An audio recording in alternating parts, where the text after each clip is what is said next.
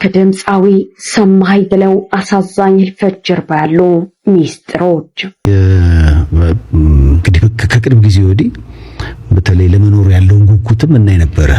አንዳንድ ማስታወቂያዎችን ሁሉ ሰሜ እየሰራ አንዳንዴም ይልክልኝ ነበርና በተለይ ጥርሱን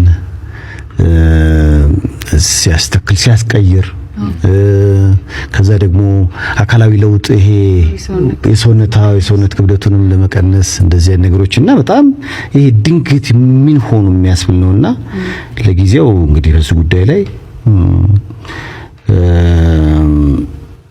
ያው ልጆቹ ጧት ላይ ዛሬ ጧት ነው የእናቴ ነገር አይሆንልኝም እሷም የኔ ነገር አይሆንላትም ጧት ከእንቅልፌ ስነሳ የመጀመሪያ ስራዬ ፈጣሪና መስገኘ ስልኬን መነካው እናቴ ጋር ነው ታለም ጋር እናት አለም ምን ብላታ እናት አለም እላታለሁ አቤት ልጅ አለም ትለኛለች ሰላም አድርሽልኝ ስላት እዛ ደርሼ ባለቤቱንም አግኝቻት ነበረ ልጁንም እስራኤልን አግኝቻለሁ እና እስራኤል እንደነገረኝ ከሆነ ሰላም ጤና ይስጥልኝ የተከበራችሁና የተወደዳችሁ የዩቲዩብ ቻናል ቤተሰቦቼ ኢትዮጵያውያን ኤርትራውያን እህት ወንድሞች በአገር ውስጥም በውጭም ያላችሁ ዛሬ እንግዲህ ትላንትና ህልፈቱ የተሰማው የተወዳጁና አንጋፋው ድምፃዊ ሰማኸኝ በለው አነጋጋሪ ከቤተሰቦቹ የወጡ መረጃዎች ብዙዎች እየተቀባበሉበት ይገኛል። የቀብር ስነ ስርዓቱ እንግዲህ ዛሬ እንደሚካሄድ የተለያዩ መረጃዎች እያወጡ ይገኛሉ መሰልና በአንጋፋው ድምፃዊ ሰማኸኝ በለው ዙሪያ የተለያዩ የተሰሙ አዳዲስ ትኩስ መረጃዎችን ይዤላችሁ በድጋሚ መጥቻለሁ። እንደነገርኳችሁ እንግዲህ የዚህ ድምፃዊ ሰማኸኝ በለው ህልፈተ ህይወት ብዙዎቻችንን ያስደነገጠ በድንገት የሰማነው እንግዲህ አስደንጋጭ ዱብዳ ነበር። ታዲያ ብዙ አድናቂዎቹም እንግዲህ ሀዘናቸውን ጓደኞቹ የተለያዩ አርቲስቶችም ሲገልጹና የተለያዩ ስለሱ የሚያውቋቸውን ነገሮች ሲያሰራጩ በዚህ በማህበራዊ ድረገጽ መተግበሪያዎች ላይ ተመልክተናል። ታዲያ እነዚህ ነገሮች ይዤላችሁ መጥቻለሁ። አብራችሁን ቆዩ። ቪዲዮ ላይክ ማድረግ እንዲሁም ለቻናሉ አዲስ ሆናችሁና የዚህ ቻናል ቤተሰብ ያላችሁ ቻናሉን ሰብስክራይብ በማድረግ የዚህ ቻናል ቤተሰብ በመሆን በተጨማሪም ቪዲዮዎቹ ላይ ያላችሁን ማንኛውም ሐሳብ አስተያየት ወንድማዊ ታይምክራችሁን ኮሜንት ሴክሽን ላይ በማጋራት ነገ ጥሩ የተሻሉ ማራኪ ስራዎችን ይዤ እንድመጣ አበረታቱኝ። ወደ ቪዲዮዎቹ። የእናቴ ነገር አይሆንልኝም እሷም የኔ ነገር አይሆንላትም ጧት ከእንቅልፌ ስነሳ የመጀመሪያ ስራዬ ፈጣሪና መስገኘ ስልኬን መነካው እናቴ ጋር ነው ታለም ጋር እናት አለም ምን ብላታ እናት አለም እላታለሁ አቤት ልጅ አለም ትለኛለች ሰላም አድርሽልኝ ስላት ደህና ነኝ ልጅ ሰላም አድርያለሁ ደህና ነኝ እግዚአብሔር ይመስገን ደህና ነኝ ቁርስ ቀመሽ ምናምን ሰጣረክ ያንተ ድምጽ ሳልሰማ አንተን ሳልሰማ አሁን ቡና ይተን ተጣጣለሁኝ ድምጥህን ሰማሁኝ በል ማታ ደውልልኝ ትላለች ማታም እንደዛው ነው እና የእናቴና የኔ አታችመንት በጣም ትንሽ ከሌላው ይለያል ሁሉም እናቱን ይወዳል የኔ ይለያል በጣም ማለት እናትነሽ ቢልልኝ እናትነሽ ቢልልኝ ትባላለች ባህር ዳር ቀበሌ 3 ነው ያለችው አንዴ ደግሞ አውሮፕላኑ ቆሞ ይጠብቅህ እንጂ አትዳትም ሳታገኘኝ ብለው ነበር የሱ ታሪክ በመሰላችሁ ማዘር በጣም ታዝናናኛለች በጣም ሲደብረኝ እናቴ ጋር ነው የምደውለው ነው በቃ መጀመሪያ አቋርጬ ማቀንም ቢሆን ድብርት ነገር ከተሰማኝ እሷ ጋር ነው የምደውለው እና ባህር ዳር ሄጄ ለስራ በበነጋው ጧት ላይ አውሮፕላን ሊያመልጠኝ ሆነ ሆቴል ተይዘን ሆቴል ነው ያደርነው አጋጣሚ በግሩፕ ነው ያደርነውና ማታ አግኝቻታለሁ ሄጄ ጫውቻት ምናምን ነው የወጣሁት ጧት ግን በቃ ማግኘት አልቻልኩም እሷን ሄጄ እንቅልፍ ጣለኝ ፕሌን ደግሞ ሊያመልጠኝ ነውና እናት አለም አልኳት አቤት ልጅ አለም አለች በቃ ምንም አልቻልኩም መምጣት አልቻልኩኝም አሁን በጓደኞቼ ጋር ልሄድ ነው ወደ አዲስ አበባ ስላት ቡና ይተና አቅርቤ እየጠበቁ አለች አይ ሚ አውሮፕላን ያመልጠኛል ሰት ጠበቀኝ በለው የታባቱ ደግሞ ጠበቀኝ በለው አለች ኮቪድ ጊዜ ደግሞ አንዴ ምን አደረገችኝ እምዬ መጥፎ በሽታ መጣው እባክሽን ተጠንቀቂ በቃ ከቤት አትውጪ አልኳት እንዴ ልጅ ከቤት ሳይወጣ እንዴት ይኖራል አለችኝ በቃ አትውጪ ምን ያደርግልሻል የምትፈልጊውን ነገር በሙሉ ብርቱካን እሷ እየገዛችልሽ ትምጣፋት እህቴን ስላት እኔ እንደው ልጄ እንደው አይኔ አይቶ ተራሴ ካልሸመትኩት ምንም አይጥመኝም ምን ሰምተህ ነው ማለት ቤተሰቦች እንደሚታወቀው እንግዲህ ይህንን አንጋፋ ድምፃዊ ሰማኸኝ በለውን ያጣነው በድንገት ነው። ለረጅም ጊዜ እንኳን አልታመመም። ታዲያ ከዚሁ ጋር በተያያዘ በአንድ ወቅት በኢቢኤስ ቴሌቪዥን ቀርቦ ስለ እናቱ ያለውን ፍቅር ሁለቱ እንዴት እንደሚዋደዱ ያለው ነገር የገለጸበት ቪዲዮ ብዙዎች እንግዲህ ቆርጠው በማህበራዊ ድረገጽ መተግበሪያዎች ላይ እያጋሩ ሀዘናቸውን እየገለጹ ይገኛሉ። በእውነት እንግዲህ ከንግግሩ እንደምንረዳው በሁለቱ መካከል ያለውን የእናትና የልጅ ፍቅር መረዳት እንችላለን። ይህ ጉዳይ ብዙዎችን አሳዝኗል። እንደነገርኳችሁ አርቲስት ሰማኸኝ በለው ዛሬ እንግዲህ በቡልቡላ መድኃኔዓለም ቀብሩ እንደሚካሄድ የተለያዩ መረጃዎች እየወጡ ይገኛሉ። ከዚሁ ጋር በተያያዙ የተለያዩ የስራ ባልደረቦቹ ታዋቂ አርቲስቶች ሀዘናቸውን እየገለጹ ነው። አዳዲስ መረጃዎችም በሱ ሞት ዙሪያና የሞቱስ ምክንያት ምንድነው በሚለው ዙሪያ የተለያዩ መረጃዎች እየወጡ ይገኛሉ። ጤና ይስጥልን ውድ የቻሌ ሚዲያ ተከታታዮች፣ እንግዲህ ዛሬ ደግሞ በእውነት በጣም በሚያሳዝን ዜና ነው የመጣሁት። እጅግ በጣም አዝኛለሁ። ሁሉም ህዝብ አዝኗል። ዛሬ እንደሚታወቀው ከንጋት ጀምሮ የተሰማው ሀዘን የብዙዎችን ኢትዮጵያውያን ልብ ነክቷል። የሰማኸኝ በለው ሞት ከተሰማ ሰዓት ጀምሮ ብዙ ኢትዮጵያውያን በተለያየ ዘዴ መገናኛ ዘዴ ሀዘናቸውን ሲገልጹ ነው የቆዩት። እኔ ግን አሁን በቅርብ ሰዓት ውስጥ አሁንም ያለሁት እዛ አካባቢ ነው። ወደ ለቅሶ ቦታ ሄጄ ነበረ። እዛ ደርሼ ባለቤቱንም አግኝቻት ነበረ። ልጁንም እስራኤልን አግኝቻለሁ እና እስራኤል እንደነገረኝ ከሆነ ሰሞኑን ጥሩ ሁላችንም በስክሪን ላይ እንደምናየው የተለያዩ የሕክምና ዘዴዎችን የተጠቀመ የሰውነት መቀነስ ፕሮግራም ላይ እንደነበረ እናውቃለን። በተረፈ ግን ዛሬ ጠዋት ላይ ትንሽ ደካከመው ነው ያለኝ ልጁ። ደካከመውና እኔን ጠሩኝ። ከዛ ከሌላኛው ወንድሜ ጋር ሆኜ ወደ ሆስፒታል ይዘነው ስንሄድ በቃ እየሄድን እያለ እዛ ወንበሩ ላይ ዘንበል አለ ነው የሚለኝ።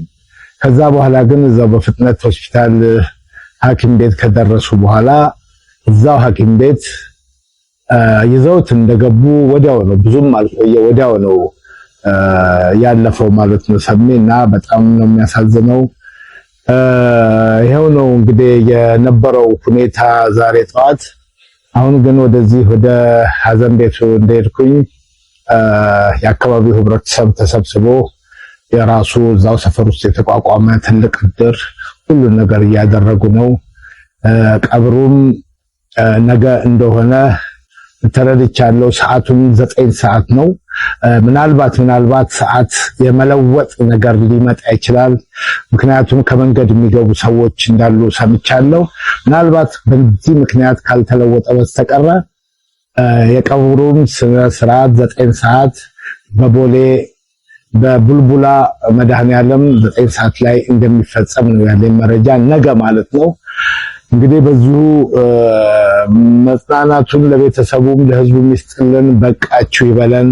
እውነት ሞት በዝቶብናል። ለዝነኞችም በብዙ ስፍራዎች ላይ ሞት በዝቷል። አሁንም እግዚአብሔር በቃችሁ ይበለን። በጣም ያሳዝናል። ሰሜ ብዙ ስራዎችን እየሰራ እንደነበር አውቃለሁ። የሰራቸውን ስራዎች ሁሉ አሰምቶኛል። ሰሞኑንም ስንደዋወል ነበር፣ እንስቃለን፣ እንጫወታለን። ጥርሱንም ተሰርቶ ደውሎልኝ ነበረ። እንግዲህ ሳቅ ከኔ በላይ አትስቅም እያለ ይቀልድ ነበር እና በጣም ነው የሚያሳዝነው።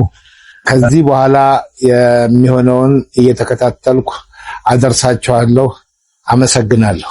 ከድምፃዊ ሰማኸኝ በለው ጀርባ ወይም ደግሞ ከድምፃዊ ሰማኸኝ በለው ሞት ጀርባ ምን አይነት ነገሮች አሉ? እንደነገርኳችሁ የተለያዩ ቪዲዮዎች እየተጋሩ ነው። እስኪ ይህንን ቪዲዮ ተመልክተን እንመለስ።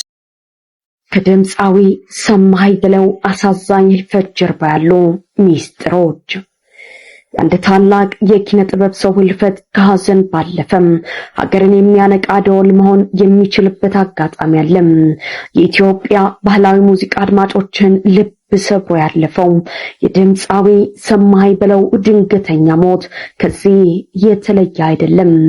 በጣና ዳርቻ ፈርጦ በባህር ዳር ከተማ ተወልዶ ያደገው የባህል ድምፃዊ የጎጃምን፣ የወሎን፣ የጎንደርን፣ የሸዋና የአገውኛን የሙዚቃ ስልቶች በማቀናጀት ከግማሽ ክፍለ ዘመን በላይ በመድረክ ላይ ደምቆ ኖሯል። ነገር ግን የህይወቱ መገባደጃ በብዙዎቻችን ዘንድ ያልተነገረለትን በማህበራዊ ሚዲያ የፈውስ ስም የሚነግደውን አደገኛ የዘመናችንን ወንጀል በአደባባይ አውጥቶታል። የሰማኸኝ በለው የህይወት ጉዞ እጅግ አነቃቂና በትህትና የተሞላ ነበር። በቅርቡ ከህልፈቱ በፊት በሰጠው ሰፊ የቴሌቪዥን ቃለ ምልልስ ላይ የኋሊት ተመልሶ የትላንት ህይወቱን ሲያስታውስ ከገጠር ወደ ከተማ የመጣበትን ያንን የዋህነት ዘመን በፈገግታ አጫውቶን ነበር። በ1980 ዓመተ ምህረት አካባቢ ለመጀመሪያ ጊዜ አዲስ አበባ ሲገባ የተሰማውን ስሜት ሲገልጽ አዲስ አበባን ለመጀመሪያ ጊዜ ሳያት እኔ ኒውዮርክ የገባሁን መሰለኝ። ያዩትን አያምኑም፣ የሰው ብዛት፣ የመኪናው ብዛት ይገርም ነበር በማለት የዚያን ዘመን መገረሙን አካፍሎናል። ድምጻዊው በፒያሳና በሌሎችም አካባቢዎች በሚገኙ አነስተኛ አዝማሪ ቤቶች ውስጥ ስራውን በመጀመር ታላቅ የኪነ ጥበብ ጉዞን ተያያዘው። በተለይም ከታዋቂው ታንጎ ሙዚቃ ቤት ባለቤት ካሊ ታንኮ ጋር መገናኘቱ ለህይወቱ ትልቅ የለውጥ ምዕራፍ ነበር። ሰማኸኝ ያንን አጋጣሚ ሲያስታውስ አሊ ታንጎ ከፒያሳ አስጠራኝና አንተ ልጅ እፈልግሃለሁ አለኝ። ፒያሳ ሄድኩኝ። መጀመሪያ አልበሜን በ6000 ብር ተስማማሁ። ያኔ 6000 ብር ማለት ትልቅ ብር ነው በማለት የሙዚቃ ገበያውን እንዴት እንደተቆጣጠረ ይገልጻል። ሰማኸኝ ከኪነ ጥበብ ስኬቱ ባሻገር ለቤተሰቡ የተሻለ ህይወትን የገነባ በመጀመሪያው አልበሙ ስኬት ያገኘውን ሀብት ለወዳጆቹ ያካፈለም ሰው ነበር። ለሶስቱም መኪና ገዝቼ ሰጥኋቸው። ይሄን ገና ዛሬ ነው ሚዲያ ላይ ማውጣት ሲል የነበረው ሰማኸኝ ስኬት ልቡን ያላሸፈተው አንቺ ዋዜማ ጉርናው እያለ የዘመናት ትዝታዎችን ቀርጾ ያለፈ ጀግና ነበር። ታላቁ አሜሪካዊ ፈላስፋ ራልፍ ዋልዶ ኤመርሰን የመጀመሪያውና ታላቁ ሀብት ጤና ነው ወይም the first wealth is health እንዳለው የሰው ልጅ ጤናውን ለማስጠበቅ የማይከፍለው ዋጋ የለም። ሰማኸኝ በለውም በህይወት መገባደጃ ዓመታት ላይ የገጠመውን ከፍተኛ የክብደት መጨመር ወይም ውፍረት ለመቀነስ ጥረት ማድረግ ጀምሮ ነበር። አርቲስቱ በማህበራዊ ሚዲያ ገጾቹ ላይ ክብደቱን በፍጥነት እየቀነሰ መምጣቱን ሲያሳይ የተለያዩ ስፖርቶችን እየሰራው ነው በሚል ለተከታዮቹ ይገልጽ ነበር። ማህበረሰቡም በታላቅ አድናቆት የስፖርት ተነሳሽነቱን ሲያበረታታው ቆይቷል። ነገር ግን ከዚህ የስፖርት ሽፋን ጀርባ ያለው አሳዛኝ እውነታ ሌላ ነበር።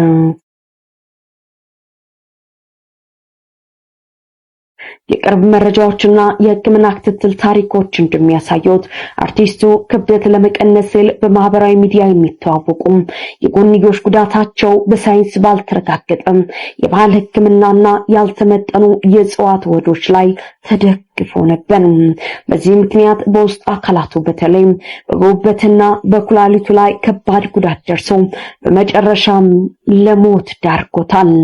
የክስተት አንድን ታዋቂ አርቲስት ከማጣት አልፎ በአገራችን በባህል ሕክምና ስም እየተካሄደ ያለውን አስደንጋጭ ማጭበርበር አደባባይ አውጥቶታል።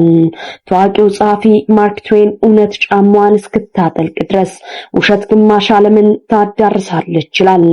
ዛሬ ላይ በተለያዩ ማህበራዊ ሚዲያ ዘርፎች በተለይም በቲክቶክና ፌስቡክ ላይ የስንፈተ ወሲብን፣ የክብደት መጨመርን፣ የኩላሊት ህመምንና ሌሎች ውስብስብ የጤና እክሎችን በአጭር ጊዜ በባህላዊ መንገድ እናድናለን የሚሉ አጭበርባሪዎች እንዳሸንፈልተዋል።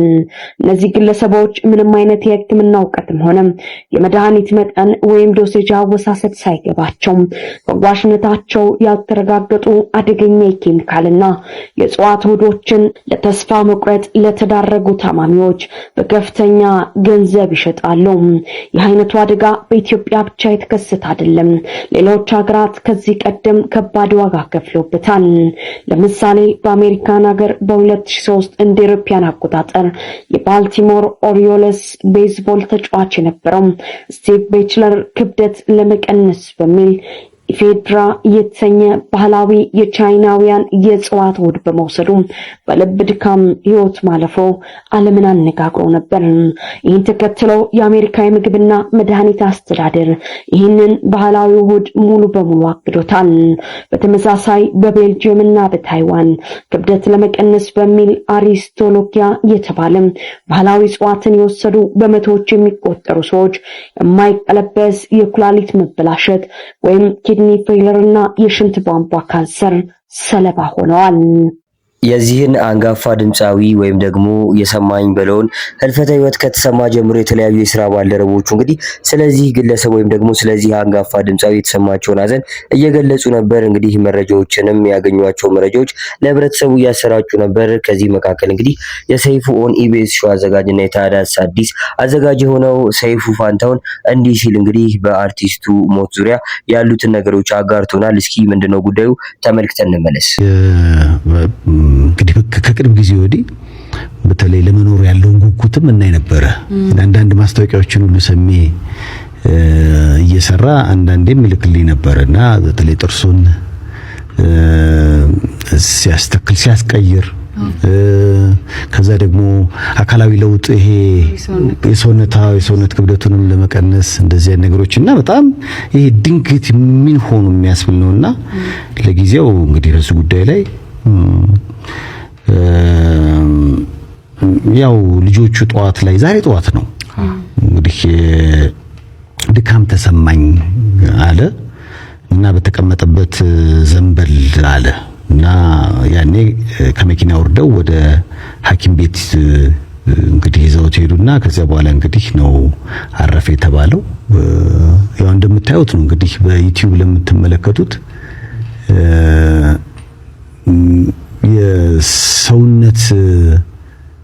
ሰውነቱን በተመለከተ በጣም አምሮበት ጥርሱን አስተክሎ እንግዲህ እኔ የምጠብቀው እንደውም ባለፈው ቃለ መጠይቅ ሳደርግለትም ስለነበረ በጣም እኔ አዲስ ስራ ነው የምናስበው እንዲህ አይነት መርዶ ይመጣል ብለህም አታስብምና እንግዲህ በምታዩት ሁኔታ በጣም መልእክቶችን ያስተላልፍ ነበረ። በኋላ ላይ ነው እንግዲህ ምን እንደተፈጠረም ለመግለጽ ድካም ተሰማኝ ነው የሚለው። እናም ቤተሰቦቹ ወደ ሆስፒታል ይዘውት ሲሄዱ ነው ከመኪና ወርዶ ወደ ሐኪም ቤት ከገባ በኋላ ነው ወዲያው አረፈ የተባለው እና ይሄ እንዲህ ነው ለማለትም አሁን በተለያውም ባለንበት ሰዓት መረጃ ማግኘት አልተቻለም። ብዙዎች ምንድነው አደጋ ነው አይነት ነገር ነው የሚወጣው ጥያቄ። ምክንያቱም ሶሻል ሚዲያ ላይ ብዙ ጊዜ የጠፋ እንኳን ሰው ሲሆን ምንም መረጃ አይኖርህም። ግን ሰሜ በቃ ስለ ጥርሱም መረጃ ይሰጣል፣ ስለ የተከታተላቸው ስላላቸው ነገሮች ሁሉ መረጃ ይሰጣል። ቅርብ ነው ለሚዲያው ቅርብ ስለሆነ ሰዎች ለዚህ ነው እንግዲህ ባለማመን እኛም ጋር እየደወሉ እኔ ራሴ አሁን ወሬውን ከትልቅ ሚዲያዎች ሰምቼ እንኳን ከቻሬ ጋር ተደዋውለን እንግዲህ ለምን ነገር ቤት መሄድ ነው ያለ በአንዳንድ ከሆኑም ቦታዎች ላይ ነገሮች ተወርተው እኮ ካሁን በፊት ሳይሆኑ የቀሩበት አጋጣሚ አለና ባለማመን ማለት ነውና አዎ እንግዲህ መኖሪያ ቤቱ ሄዶ እንግዲህ አረጋግጦ ስለነገረን ነው እኛም ለተመልካቾቻችን ለአድማጮቻችን የተረጋገጠ ጉዳይ የምንነግራችሁና በጣም አሳዛኝ ነው። አድናቂዎቹ ቤተሰቦቹ የሚያስደነግጥ በጣም ሊታመን የማይችል ያልተጠበቀ ነው። ህመም ቢኖር ወይ እንዲህ ሰዎች ሰይፉ ሲል እንደሰማነው እንግዲህ ይህ አንጋፋ ድምፃዊ ሰማኝ በለው ከቅርብ ጊዜያት በኋላ በተለያዩ የቲቪ ሾው ፕሮግራሞች ላይ በሚሰጠው አስተያየት እንግዲህ ለመኖር ያለውን ጉጉት ያመለክቱ ነበር። ከነዛ መካከል በአንድ ወቅት በአንድ የቴሌቪዥን ጣቢያ ላይ ቀርቦ የነበረውን ቃለ ምልልስ ቆይታ ተመልክተን ብንመለስ ደስ ይለኛል። እስኪ ወደ ቪዲዮ። አሁን ደግሞ በጤና ዙሪያ ደግሞ ሰውነቴን ለመቀነስ በማደርገው ጥረት ከጎን ያለ ዶክተር አለ ጉሎ ኢትዮ ቱርክ ባለቤት ዶክተር ሻምበል እሱም ይለይብኛል።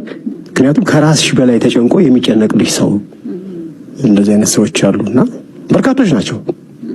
ስለዚህ እነዚህ ሰዎች ይለዩብኛል። አንድችን የጤና ነገር ካነሳሃት አይቀር ብዙ ሰው ጥያቄ ያነሳል። የጤና ነው ወይስ ክብደት ጨምረሃል? ትንሽ ዝም ብሎ መጨመር ነው የጤና ነው? ብዙ ጊዜ ደግሞ እድሜም ከፍ ሲል ተያያዥ ብዙ የጤና ችግሮች ይዘው ይመጣል። ውፍረት ብዙ የሚመከር ነገር እንግዲህ ምንድነው የኔ ውፍረት ከቅርብ ጊዜ ወዲህ የመጣ ነው። ምንድነው የሆነው? በእናቴ ወገን በአያቴ ባሳደገችኝ በአያቴ በጣም ወፍራሞች ናቸው። ወፍራም ነን። የዘር አለ፣ እሱ ሆርሞን አለ። ከሱ ውጪ ግን የራሴም ስንፍና አለ። ስንፍና በቃ የኔ የራሴ ስንፍና፣ አካላዊ እንቅስቃሴ አለማድረግ፣ እረፍት ማብዛት፣ አለመንቀሳቀስ፣ በቃ ስራ ሲኖር ብቻ ነው። እኔ ከዛ ውጪ ጓደኞቼ ጋር ቁጭ ብዬ መጫወት መሳቅ ምናምን ነው በቃ አለኝ። ብዙ ማህበራዊ ጉዳይ አለኝ የምገናኝበት፣ የመነጋገር ማህበረተኞች አሉኝ። እዚህ ደግሞ የዛሬ 33 ዓመት ጓደኛ አለኝ አብሮኛ የሚኖር ማለት የሚጠይቀኝ እየመጣ ኃይለ ጊዮርጊስ ይባላል። እሱ ጋር እንገናኛለን እና በቃ ከጓደኞቼ ጋር መጫወት፣ ስራ ከሌለ መጫወት ነው የምወደው። እኔ በቃ ሳቅ፣ ጨዋታ፣ ቁጭ ብሎ እንቅስቃሴ በቃ ስንፍናዬ ነው፣ የራሴ ስንፍና ነው ያወፈረኝ። ምን በጤና በኩል ግን እግዚአብሔር ይመስገን የሚገርምሽ ይሄን ሰውነት ይዤ ምንም አንድ ነገር የለብኝም። ትልቁ ነገር እሱ ነገር የለም። ስለዚህ አሁን ስራ ጀምረሃል ማለት ነው? ይሄን ኮርስ አሁንማ በቃ 10 ኪሎ ቀንሻለሁ። አሁን 10 ኪሎ ቀንሻለሁ። ገና ይቀንሳል። የሴት ልጅ እድሜ ነው የማይጠይቀው፣ የወንድ ልጅ ክብደት አይጠየቅም? ኧረ ምንም ችግር የለም። ከስንት ላይ ነው 10 የተቀነሰው? ሳይነገረው። እሺ አሁን ያለው አላማ ስንት ላይ መድረስ ነው? እስቲ አላማዬ አሁን 85 ለመድረስ ነው። ከቁመት ከቁመቴ ጋር 85 ለመድረስ ነው አላማዬ። ስለዚህ ደግሞ ሌላውን ደምሩት አመጣዋለሁ። ይመጣል። አይ የተሰራበት ለመድረስ ነው ስለሆነ ይመጣል። ባላገር የምትለውን ስም ማን ያወጣት? አንተ ነህ የወሰድካት? ሰው ነው የሰጠህ? እንዴት ነው የወጣችሁ? ባላገር እኮ የኔ አይደለም። አጠቃላይ የኢትዮጵያ ሕዝብ እኮ 87% ባላገር ነው። እንዴት ነው ሐሳቡ እንዴት አገኘው ከሆነ ሐሳቡን ያገኘሁት ብዙ ጊዜ ሚዲያ ላይ ተናግሬያለሁ። ለነገሩ ካዛንቺስ አካባቢ መኪና እያሽከረከርኩኝ አንድ ቁምጣ የለበሰ ሎተሪ የሚያዞር ጎጃም ልጅ ጋሽ ሎተሪ ይዛኝ ይለዋል። ሲለው የት ነው ሀገር ይለዋል። ከሀገሬ ምን አለ ከገዛ ግዛኝ ሎተሪውን እንጂ ሲለው አይ ባላገር ይለዋል። ዋት አልኩና ጆሮዬን ጣል አደረኩኝ መስኮት ዝቅ አድርጌ አይ ባላገር ይለዋል። አለባበሱን እያየን የሚለው ጌታው አትገዛኝም እንዴ ምናምን አልኩና ተናዶ ሄደ ልጁ። እኔ በቃ ወዲያው ጌታቸው የሚባል ፀጉር ቤት አለ፣ እሱ ጋር ታጠፍኩና ልክ ባላገር ስልብን ማለት ነው ነገር አልኩና ኦኬ አልኩና ጌቾ እስክሪብቶ ስጠኝ አልኩት። አሁን አሜሪካን ነው ያለው እሱ። ሰፈሩም ፈርሶ አሁን ጸድቶ በጣም አገኘ ፀጉር ቤት ነበረው እሱና እዛ ደግሞ ምን መጣልህ አለኝ። አንድ ሀሳብ መጥቶልኝ ነው አልኩትኝ። ከላይ ብቻ ባላገር ብዬ ጻፍኩትና አፈር ለሚበላው ለሚበሰብሰው ለዚህ ፈራሽ ገላ ቁምጣ መቻነሰው በቁምጣዬ እኔ እንደው አላፈር ብባል ባላገር ይላልኩ። ለምን ሰሚ ባላገር ልበለው ሰሚ ባላገር ብዬ ገና ስጽፈው እንደሚሰማ ይታወቀኝ ነበር። ስጽፈው ገና ዘፈኑ እንደሚሰማ ይታወቀኝ ነበር እርሱ። ከዛ በኋላ ክሊፑ ተሰራ። መጀመሪያ ኦዲዮ አጠለቀለቀው በቃ በሙሉ ያ ባላገር የሚባለው ስድብ ይመስለው የነበረ ማህበረሰብ ደግሞ የተወሰነው ማህበረሰብ ደግሞ ደረቱን ነፍቶ ወደ ከተማ መግባት ጀመረ። ምክንያቱም የኢትዮጵያ ትልቁ አከርካሪ አጥንት ባላገር ነው። ምንም የምንክደው አይደለም። ማሩ ከሱ ነው፣ ቅቤው ከሱ ነው፣ ጤፉ ከሱ ነው፣ ሁሉ ነገር ከሱ ነውና ጉሮሮችን ላይ ያለውን ነገር ነው የረሳነው። አዎና ያንን በመግለጤ በጣም ዘመን ተሻጋሪ አሻራ አስቀምጫለሁ እላለሁኝ። እግዚአብሔር ይመስገን ስቲል እንደተወደደ ነው ያለ እሱ። ምንም በርካታ ስራዎች በሰራ ትልቁ ብራንዴ እሱ ነው። አዎ በዚህና በመሰለ የቅርብ ጊዜ ቃለ ምልልሶቹ እንግዲህ በተደጋጋሚ አርቲስቱ ስለ ጤንነቱ ጉዳይ ያወራ ነበር። ይህ ደግሞ የሚያመላክተው ምን ያህል እንግዲህ የመኖር ጉጉት እንዳለውና ወደፊትም ጥሩ ጥሩ ስራዎችን ሊሰራ ብሎም እንደማንኛውም የሰው ልጅ እንግዲህ ወደፊት የተለያዩ የተሻሉ ነገሮችን ለማግኘት ተስፋ እንደሚያደርግ ነበር። ነገር ግን አርቲስቱ ባልጠበቅነው መልኩ እንግዲህ በድንገተኛ ሁኔታ ከዚህ ዓለም በሞት ተለይቷል። በአርቲስቱ ሰማኸኝ በለው ሞት የተሰማኝን ጥልቅ ሐዘን በእኔና በእናንተ በቻናል የቤተሰቦች ስም ለመግለጽ እወዳለሁ። የአርቲስቱን ነፍስ እንግዲህ ከደጋጎቹ ጋር በአጸደ ገነት ያኑርልን። ለቤተሰቦቹ፣ ለወዳጅ ዘመዶቹ እንግዲህ ለመላው ኢትዮጵያውያን ኤርትራውያን አድናቂዎቹ በአገር ውስጥም በውጭም ያላችሁ መጽናናትን ይስጥልኝ ለማለት ፈልጋለሁ።